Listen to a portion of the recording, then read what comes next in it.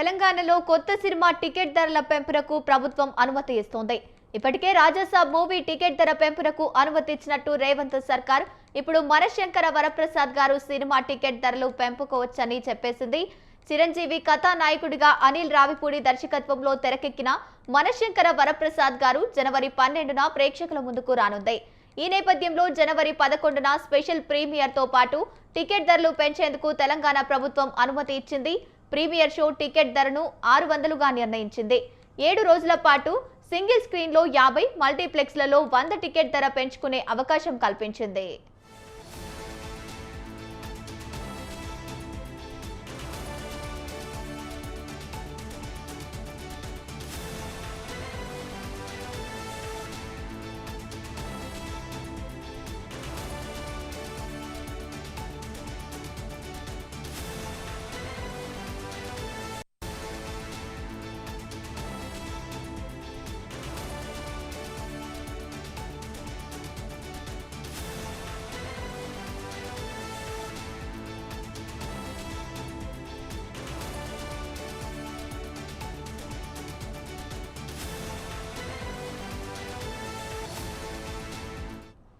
తెలంగాణలో కొత్త cinema ticket ధరల పెంపునకు ప్రభుత్వం అనుమతి ఇస్తోంది.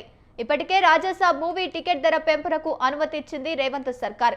ఇప్పుడు మనశంకర వరప్రసాద్ గారు సినిమా టికెట్ ధరలు పెంచుకోవచ్చని చెప్పేసింది. చిరంజీవి కథానాయకుడిగా అనిల్ రావిపూడి దర్శకత్వంలో తెరకెక్కిన మనశంకర వరప్రసాద్ గారు జనవరి 12న ప్రేక్షకుల ముందుకు రానుంది. ఈ నేపథ్యంలో జనవరి 11న స్పెషల్ ప్రీమియర్ తో పాటు టికెట్ ధరలు పెంచేందుకు తెలంగాణ ప్రభుత్వం అనుమతి ఇచ్చింది. ప్రీమియర్ షో టికెట్ ధరను 600గా నిర్ణయించింది. 7 రోజుల పాటు సింగిల్ స్క్రీన్ లో 50, మల్టీప్లెక్స్లలో 100 టికెట్ ధరలు పెంచుకునే అవకాశం కల్పించింది. ఇదే అంశానికి సంబంధించి పూర్తి అప్డేట్స్ మా కరెస్పాండెంట్ గోపి అందిస్తారు.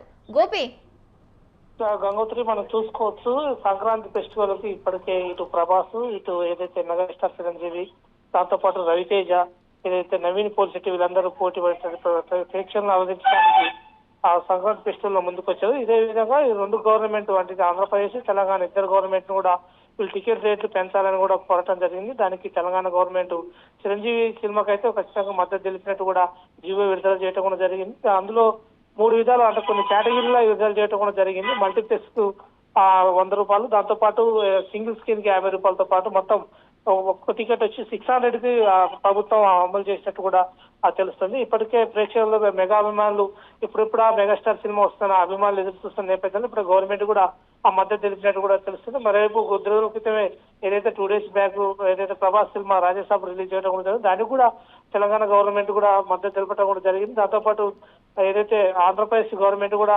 టికెట్ ధరలు పెంచుతున్నట్టు కూడా ఒక జీవో విడుదల చేయడం కూడా జరిగింది. కాబట్టి సినీ ఇండస్ట్రీకి ఫస్ట్ నుంచి కూడా ఏదైతే ముఖ్యమంత్రి రేవంత్ రెడ్డి కూడా చెప్పడం కూడా జరుగుతుంది. ఏదైతే సినిమా ఇండస్ట్రీకి ఎప్పటికైనా మన తెలంగాణ సపోర్ట్ ఉంటుందని కూడా చెప్పేది. రానున్న రోజుల్లో హైదరాబాద్ కూడా ఒక హబ్బుగా మారబోతుందని కూడా చెప్పడం కూడా జరిగింది. Gangotri. Right, thank you Gopi.